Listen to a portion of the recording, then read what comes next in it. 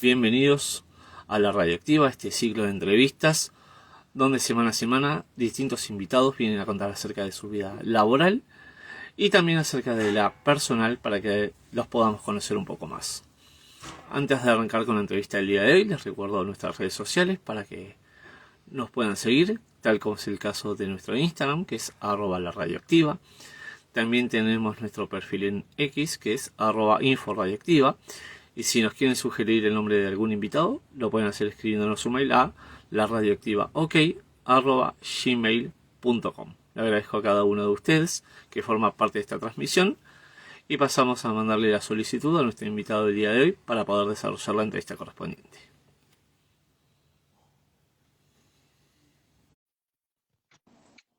Ahí está. Hola Lucas, buenas noches. Buenas noches. ¿Cómo estás? No sé si ahora sí formalmente te puedo decir doctor, ¿no? Queda un poco más Todo protocolo. Lucas, como gustes. Perfecto. Ante todo, muchísimas gracias por aceptar esta invitación y bienvenido a la Radioactiva. No, gracias a vos, Octavio, por favor. Así que si me permitís, quiero hacer una breve introducción para que la gente sepa con quién estoy hablando y arrancamos con la entrevista. Perfecto. Bien, les cuento a todos que el invitado del día de hoy es el doctor Lucas Bianco.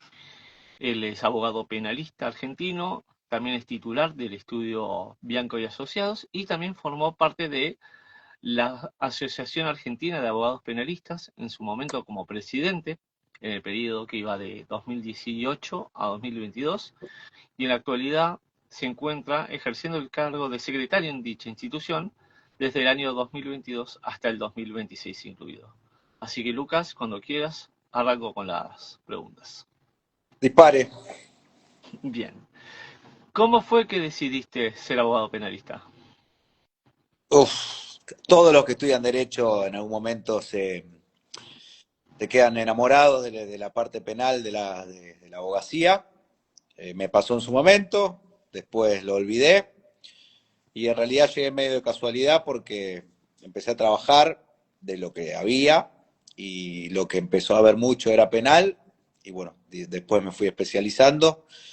Tuve un periodo de 10 años que hice narcotráfico y delitos complejos con exclusividad y ahora en los últimos años retomé otras ramas del derecho. Pero así llegué al derecho penal, porque de casualidad fue el primer trabajo que salió. Bien. Y es cierto que venís de una familia donde no hay abogados. Eso también lo No, hace no, más no, complejo. no, no. No, no sé si más complejo. Por otro, a ver, está bueno porque no tenés el marco conceptual delineado, ninguna presión y tiene un montón de contras. No tenés nadie que te abra ninguna puerta, pero por otro lado tenés una libertad absoluta porque nadie te abre ninguna puerta. Seguro. Y de paso no tenés un estudio jurídico para heredar, por ejemplo. No tenés estudio, no tenés cliente, no tenés quien te ayude y tiempos difíciles forman hombres buenos. Entonces es una buena escuela.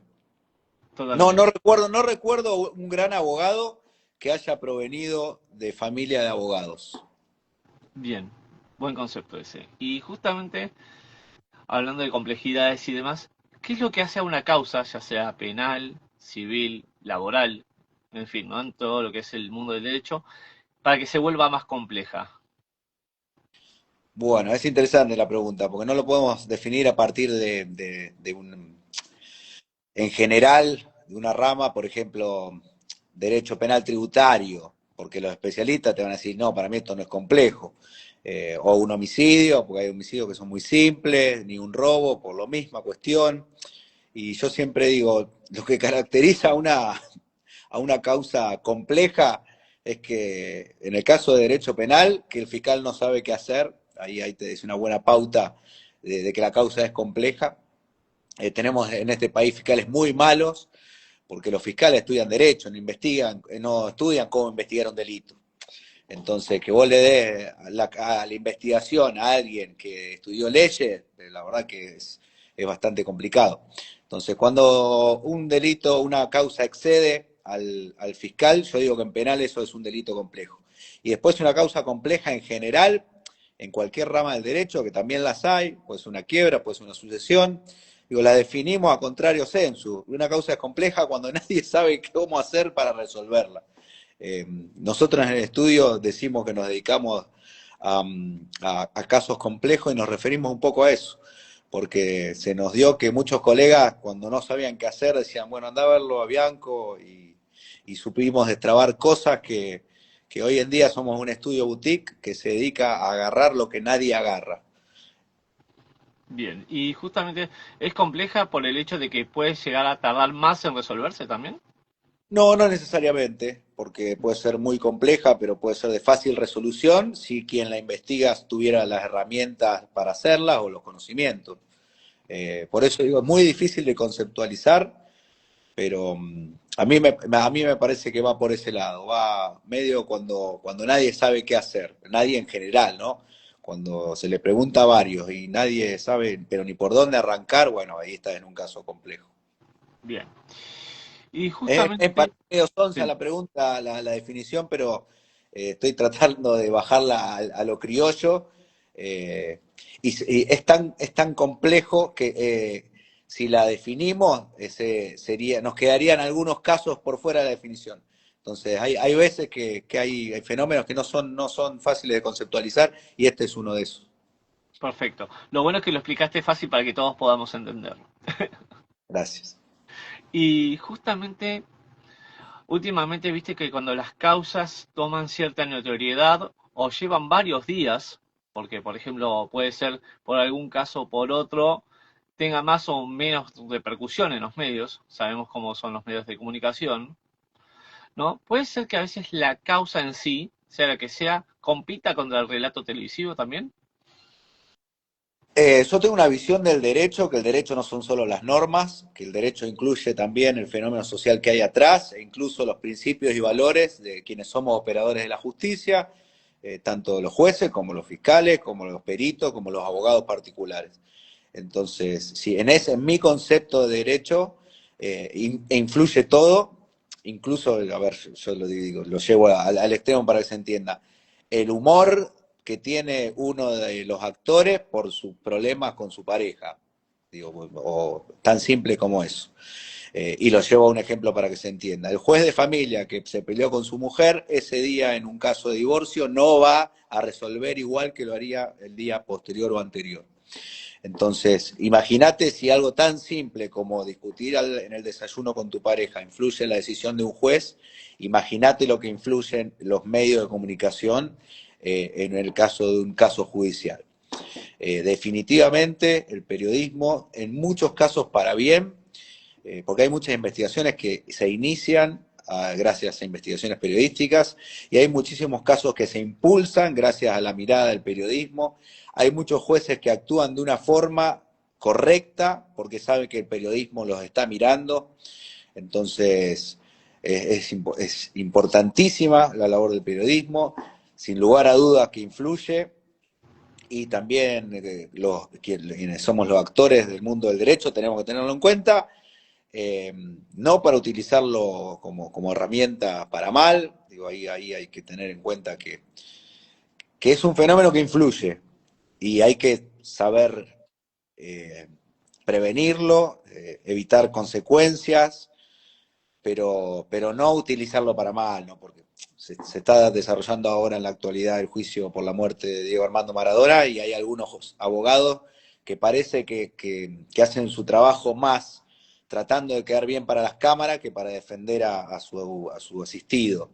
Entonces ahí están trabajando para conseguir más clientes mañana. Incluso haciendo cosas que molestan al tribunal, molestan al resto de los colegas que intervienen. Entonces, eso no es. Querer demostrar todo el tiempo que sabes no es una buena técnica de abogado. En definitiva, habla de soberbia, habla de ponerte de mal humor a quien va a decidir. Entonces hay que hacer el trabajo para la persona que representamos, no para los medios de comunicación. Pero sí tener en cuenta que son un factor que influye muchísimo. Porque, bueno, vuelvo al caso del juicio actual sobre la muerte de Maradona. Creer que el juez o los jueces que van a decidir no están viendo los medios de comunicación sería sonso. Los jueces consumen medios a la mañana y consumen por la noche y saben que tienen el ojo puesto en ellos, entonces es un factor que lo van a tener en cuenta y nosotros tenemos que tenerlo en cuenta. Obvio. Y justamente traes a colación eso, ¿no? El caso del juicio por la muerte de Maradona.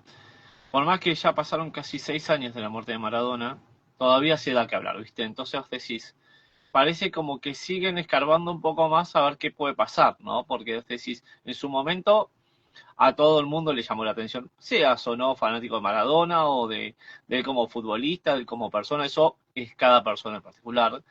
Pero ahora que vos ves que de repente apartaron a una jueza porque había hecho una especie de documental, si querés Un tildarlo de documental. alguna manera, ¿no? Durante los días posteriores a la iniciación del juicio, yendo a filmar al lugar de los hechos, o sea, el tribunal en este caso, y contaba lo que iba a pasar, y como que te daba un poco, ¿no? Como una película, un corto, podría llegar a ser, ¿no? Entonces, como decías vos recién, que los medios influyen, obviamente, pero vos crees que influyen más todavía porque es una figura reconocida no solamente a nivel nacional, o sea, a nivel argentino, sino a nivel mundial, porque si fuese, no sé, un futbolista quizás del ascenso, por decirte cualquiera, que aún hoy en día juega o que jugó hace 20 años, quizás no tendría la misma notoriedad o la misma difusión el tema, ¿no? No, claramente, claramente es así, pero bueno, esa es una crítica para los medios, ¿no? Que le den más importancia a algunas vidas que a otras, pero bueno, también es un fenómeno social que es entendible. Vamos a estar de acuerdo en que ninguna vida, ninguna persona, ningún ser humano vale más que otro, pero sí es entendible por qué, porque hay un interés del público, en este caso digo Armando Maradona, que por ahí no habría en el caso de que si me pasara a mí, y es entendible que los medios vayan atrás de eso. Entonces, eh, es que no me parece criticable, lo entiendo, y desgraciadamente el periodismo no puede estar atrás de todos los casos judiciales porque sería, la verdad, muy bueno. Le haría muy bien a la vida institucional del país. Lógico. Y ubicándome un poco en lo que es Lucas Bianco persona, obviamente que es persona, que es un abogado, que tiene su estudio y demás cuestiones.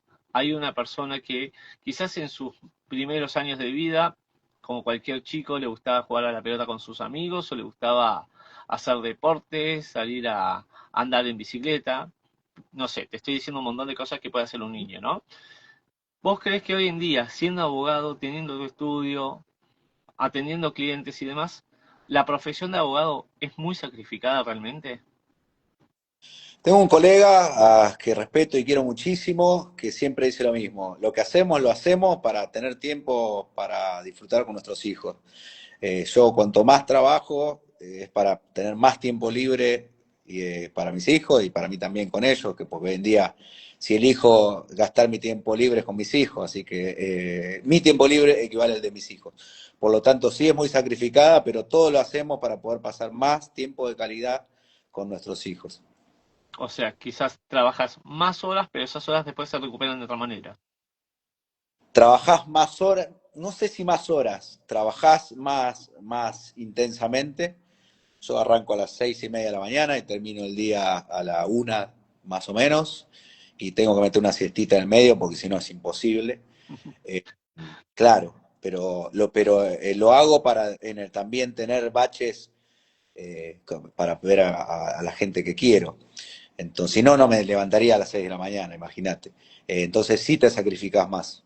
Sí. Bien. Y hay algo que se llama, si me equivoco, te pido por favor que me lo corrijas, que es la ley de buena conducta, si no me equivoco, que se la dan a los presos, ¿no? Justamente cuando son sentenciados a tantos años de prisión y si mantienen buena conducta, a veces se le reducen en la mitad la pena o hay distintos mecanismos, ¿no? Para que de repente, no sé, Sí, si dan sí, 20 años, se reduzcan un poco, ¿no? hay varios institutos, porque se entiende que la pena de prisión no es un castigo, sino que es para resociabilizar, para que la persona no delinca más, digamos. Lo cual también es interesante si nos vamos muy a la teoría pura del derecho, porque un Estado democrático no puede imponerte a vos una forma de ser. Si vos decidís ser un delincuente, estás en todo tu derecho a hacerlo. Pero bueno, después vas preso, pero si vos querés seguir siendo un delincuente, es tu derecho. Un Estado totalitario puede querer a todos. Digo, esto me voy a The Wall de Pink Floyd o a la Unión Soviética. Solamente ese tipo de estados quieren a todas las personas, a todos los ciudadanos iguales. En un país democrático republicano, las personas pueden hacer lo que quieran. Y si una persona decide ser un delincuente, está en todo su derecho a hacerlo. Entonces también este concepto de la cárcel para resocializar también es bastante, desde mi punto de vista, malo. Vos tenés que dejarle a la persona que sea lo que quiera, después que pague las consecuencias, pero la libertad siempre. Ahora, sí es cierto, tenés un montón de institutos que te permiten que a lo largo del cumplimiento de una pena no entres un día a la cárcel y salgas el último día de la pena. A la mitad de la condena vas a poder acceder a la libertad transitoria en la mayoría de los regímenes de nuestro país, porque al ser un sistema federal tenemos muchas jurisdicciones con códigos distintos, pero te hago un panorama general. A la mitad de la condena podés salir, por ejemplo, 12 horas al mes. Entonces vas con tu familia y volvés. Y ahí el juez sabe, bueno, esta persona tiene interés en cumplir la pena o se va a fugar. Y entonces te va testeando. Para acceder a eso necesitas tener informes de buena conducta, ¿no? Concepto y conducta. En ese sentido, la buena conducta es exigible en todos los institutos, como en este caso la transitoria, que después se puede ampliar a más horas, hay salidas laborales, hay salidas educativas a la universidad, si se logra. Para terminar a último momento, una libertad anticipada, que es la libertad condicional o la libertad asistida en términos de condicional, que te posibilita salir antes del cumplimiento total de la pena. Pero bueno, es un beneficio siempre atado a que vos demuestres que, un poco lo que yo criticaba hoy, que demuestres que tenés buena conducta y que no vas a volver a delinquir. Pero si vamos a la teoría pura, ningún juez te puede exigir para darte tu libertad que no vuelvas a delinquir. El ser humano, por lo menos en nuestro país, es libre para hacer lo que quiera, incluso cosas malas. Totalmente. Y vos recién hablabas, ¿no? De las salidas transitorias, que quizás, no sé, son 12 horas en un mes, al otro se amplía 18, 24, etcétera. Sí o sí tenés que decir que, por ejemplo, si cometiste un crimen, por decir un caso, tenés que haber admitido, sí, lo cometí yo por este y este tal motivo. Porque si no, no hay ninguna prueba que lo certifique, no se dan estas casos, ¿o sí?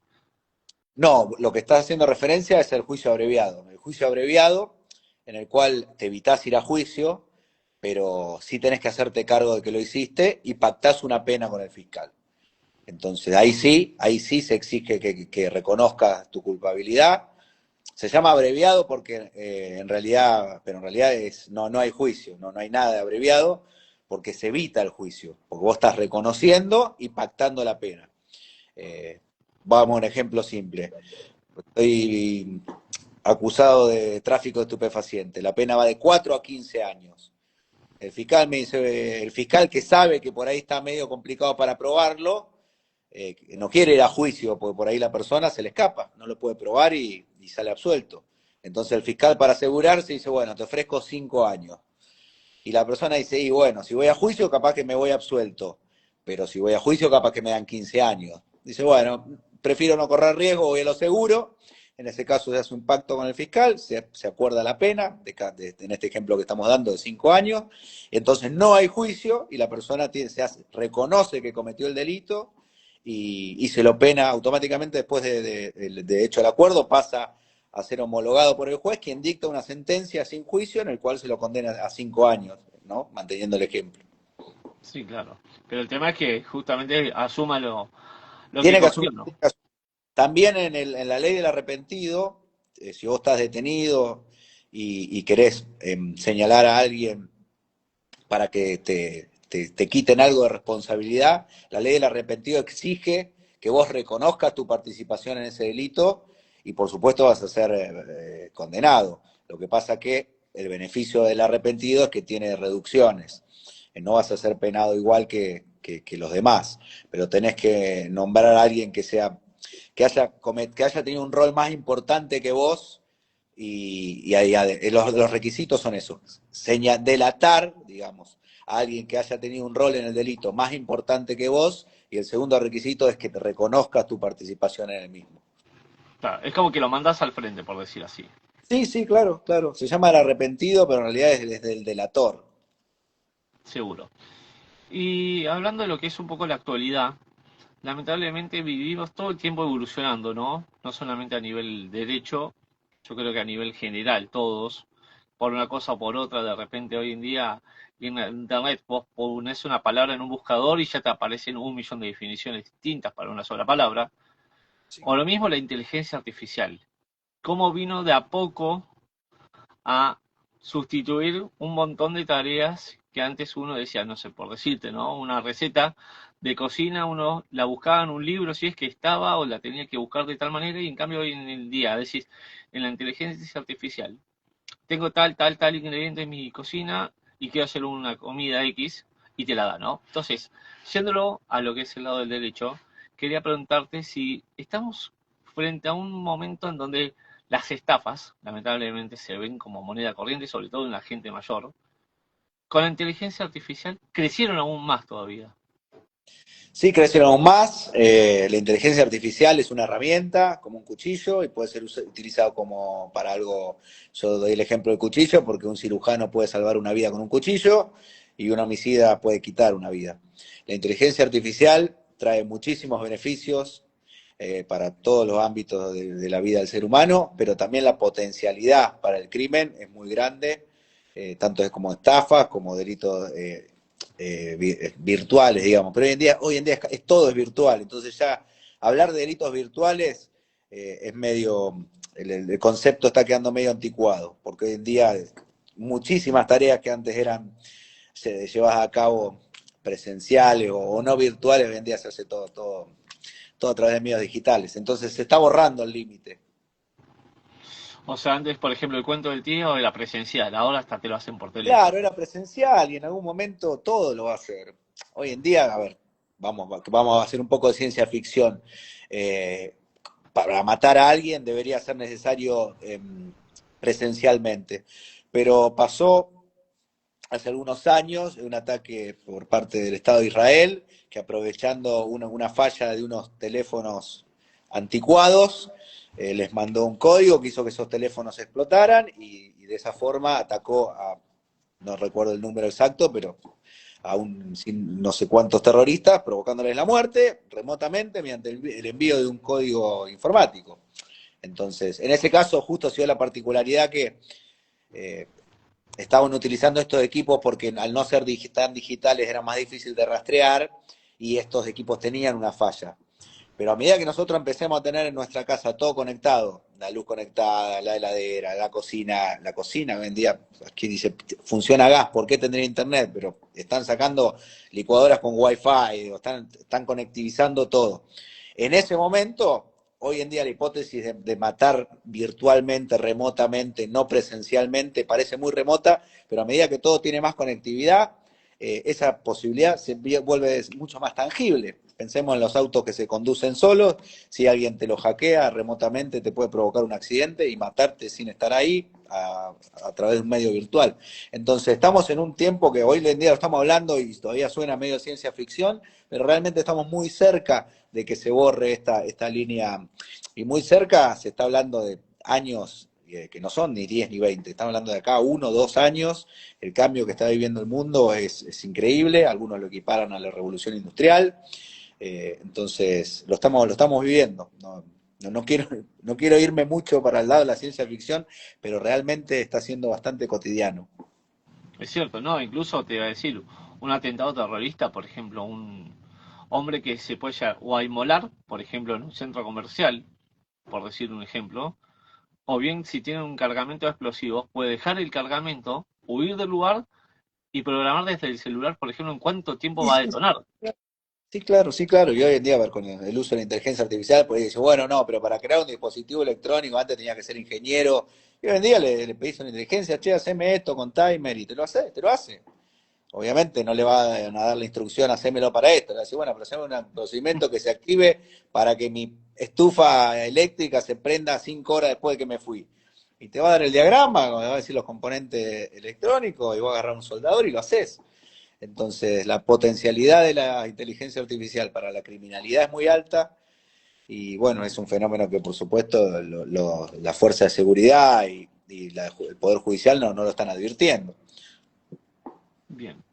Y hablando de lo que es la justicia en sí, en cada uno de sus aspectos, ¿cómo consideras que está funcionando actualmente la justicia en Argentina? El Poder Judicial en Argentina es nefasto. es nefasto. Para empezar, son todos familiares de la gran familia judicial. Parecería que solamente puedes ser parte del Poder Judicial si tenés sangre azul del Poder Judicial. Nosotros hicimos una encuesta en La Plata, 100 y pico de casos. No pudimos saber si la muestra era, qué tan representativa era la muestra, porque ni siquiera el mismo Poder Judicial sabía cuántos empleados había en el Departamento Judicial La Plata, o no nos lo quisieron decir, pero de 100 y pico de casos que nosotros calculábamos que nos iba a dar una tasa alta de familiares, nos dio 99.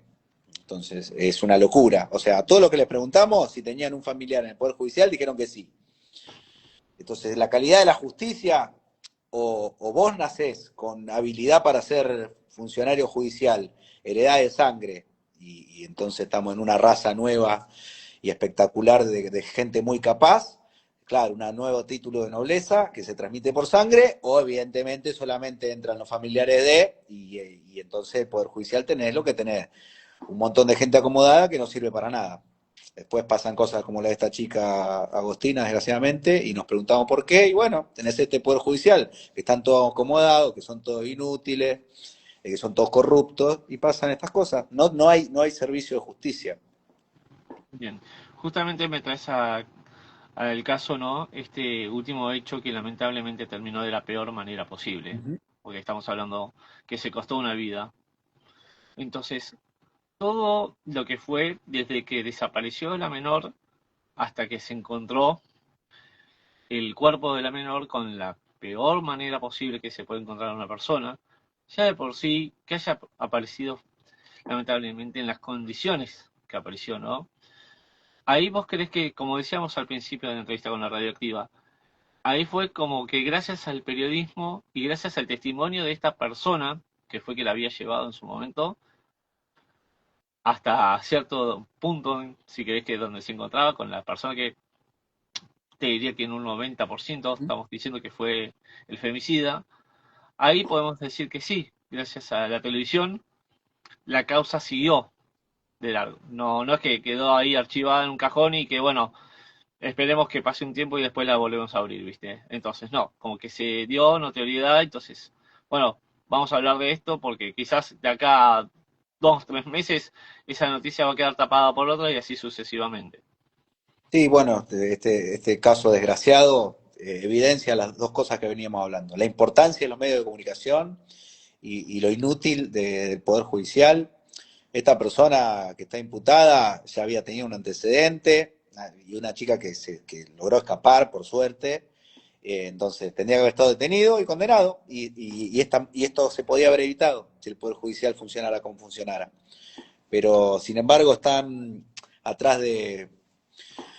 Lo que está pasando, la verdad que es terrible. Hay muchas falsas denuncias de violencia de género, con mucha persona inocente presa. Entonces, cuando vos tenés un porcentaje tan alto de falsas denuncias, el problema que pasa es este. Los casos reales y los psicópatas como este se te escapan, porque no lo puedes atender. Porque te la agarrás con el perejil y no se te escapó el psicópata, que lo tuviste detenido y lo dejaste ir. Por ahí te agarrás al tipo que le metieron una denuncia para sacarle más plata, porque la mujer está enojada por una infidelidad, y no le haces los informes psicológicos y lo dejás detenido 3 años a un tipo que es un laburante, y ese tipo sale convertido en un monstruo, porque después, 3 años después, se comprueba que era inocente. Y en los casos como este tipo, lo dejaste en libertad. Entonces está todo mal, está todo mal. Pues yo te aseguro que están llenas las cárceles de inocentes por delitos de violencia de género, por falsas denuncias de abuso. Entonces, ¿qué es lo que está haciendo la justicia? Metiendo en cana a laburantes y dejando en la calle asesinos. Y bueno, eso es lo que pasa cuando los que son funcionarios judiciales son hijos de y no tienen la preparación para hacerlo. Hacen pelotudeces, perdóname por la palabra, pero la verdad que lo que hacen es un delirio. Y lo de esta chica sí se podía evitar. Y encima te tenés que bancar al fiscal diciendo que actuó impecablemente. Hicimos todo bien, dijo. Ah, mira vos, si hiciste todo bien, ¿cómo llegamos a este resultado? Yo que nunca trabajé para la función pública, que trabajo en el sector privado, yo hubiera renunciado los 2 días, porque tengo dignidad y porque no tengo la cara tan dura como el fiscal ese. ¿Cómo va a decir hicimos todo bien adelante en una conferencia de prensa cuando acaban de encontrar a una nena muerta? Entonces, eso es la soberbia de alguien acomodado, que es un inútil, un hijo de, seguramente un hijo de, no lo conozco, pero si nos ponemos a investigar, seguramente es un hijo de, tiene un familiar ahí. Porque si no, se justifica como alguien tan incapaz puede estar ocupando ese lugar. Porque yo te pregunto a vos, si vos tenés, porque acá el mérito es del vecino que tenía una cámara de seguridad enfrente. Si la cámara de seguridad que estaba enfrente de esa casa del vecino mostraba que la nena entró a un horario y no se ve que salió, ¿dónde estaba la nena? ¿Dónde se cometió el ilícito? Y no hay que ser abogado ni fiscal para saberlo, si vos ves que entró y no salió. Si vos ves que entró y a la 1 de la mañana sale él llevando bulto. Entonces, no hay que ser un genio, no hay que ser un genio. Esto estaba resuelto desde el primer momento, si vos sos competente. Hoy me preguntabas qué hace compleja una causa y si a veces era tardarse en investigar. No, en este caso, alguien que sabe lo que tiene que hacer lo resolvía en media hora. En media hora. Dice, mira, la chica entró y no salió, pero lo veo a él salir con bolsa, con un bidón de 20 litros de pintura, y acá pasó esto. Vamos a allanar o investigar, vamos a cavar, vamos a romper todas las paredes, o está ahí o la sacó en ese. Era muy obvio lo que pasó. Pero tenés que saber. Cuando vos tenés en el Poder Judicial inútiles que son hijos de, pasan estas cosas. Porque el fiscal dijo hasta el día que se filtró el resultado, dijo que manejaban las dos hipótesis, la aparición con vida o la aparición sin vida.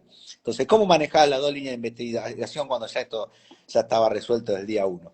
Y es vergonzoso que no haya dado una conferencia de prensa para renunciar pidiéndole disculpas a la familia.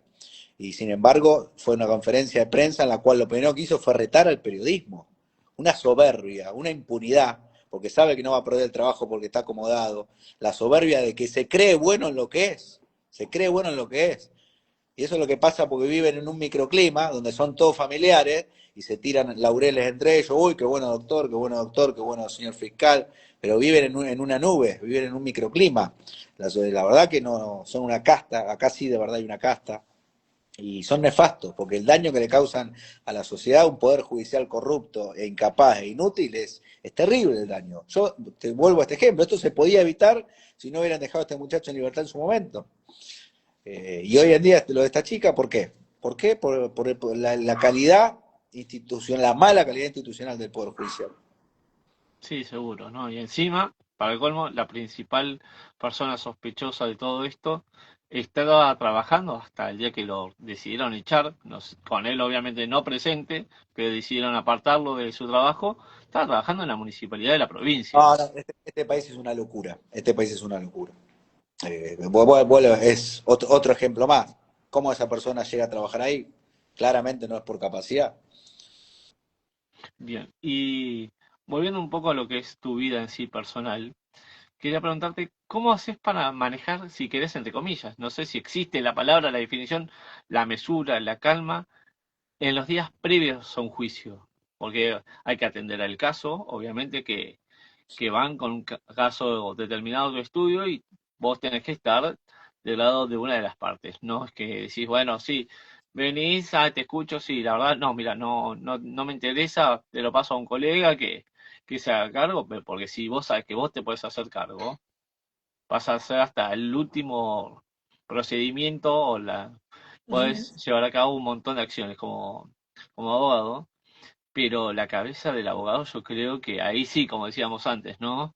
Por más que tenga un montón de causas, en ese momento está atendiendo esa en puntual, y si finalmente se va a juicio, no sé, por de repente un delito informático, o puede ser justamente por la desaparición de una persona que termina de la peor manera, como es este caso. Entonces, quería preguntarte cómo trabaja tu cabeza, ¿no? Los días previos a lo que es un juicio y después, porque también hay un después, obviamente. Bueno, hoy en día, imagínate, llevo 17 años de ejercicio, es bastante, como todo en la vida, uno practica y es una gimnasia y llega un momento en el cual no digo que lo haces en automático, pero sí es cierto que es parte de tu día a día, entonces uno le quita entidad, es rutina, es rutina. Por ahí para contestarte tendría que remontarme a mis inicios y por supuesto que y cuando los días previos a una audiencia en la cual estaba en juego la libertad de una persona, uno trataba de estudiar mucho, trataba de repasar mucho qué iba a decir, y la noche anterior te cuesta dormir, y el día de la audiencia, cuando lográs la libertad, la satisfacción y la alegría era para festejar una semana seguida. Hoy en día, después de 17 años, es lo normal. No quiero decir que ejercer es lo mismo que tomar un café, pero la verdad que yo estoy recordando el caso, hoy en día es un amigo, pero enfrentaba una cadena perpetua y salió absuelto porque de verdad era inocente, soy el abogado, y yo la verdad que estaba más interesado en que termine para ir a cenar que en el resultado, un poco porque sabía lo que iba a pasar. Y la verdad que era un juicio por una muerte y podría haber habido una cadena perpetua, pero yo estaba muy seguro de lo que habíamos hecho, de lo que yo había hecho en lo personal, y nunca tuve dudas de ese resultado. Por lo tanto, cuando nos llamaron para el veredicto, yo estaba absolutamente tranquilo y lo único que me preocupaba era irme a tomar algo y después a cenar. Bien. ¿Y te ha pasado de defender alguna figura mediática que quizás obviamente no es necesario que nos cuentes, mira, se la está incriminando por tal y tal cosa que realizó, o quizás las pruebas certifican que esa persona cometió un acto delictivo, o de repente, no sé, como decís vos, terminó con la vida de alguien, pero sin embargo vos como abogado, vos decís, puedo agarrar esta causa, más allá, como decíamos recién, todas las causas son distintas, tienen sus porvenires y demás, pero te ha pasado de defender o de atender alguna causa de alguna figura mediática y digas, y es más complejo quizás por la notoriedad que tiene el caso, ¿no? Bueno, no sé si más complejo, sí tenés por ahí otro tipo de exigencias, pero no más complejo por eso mismo. Eh, sí me ha pasado y no, lo llevas bien. Sí, saber que por ahí tenés que manejar también lo mediático en el sentido de que va a repercutir, porque los jueces lo están mirando, porque el público lo está mirando, a veces eso juega en contra. Tener en cuenta un factor más, tener en cuenta un factor más.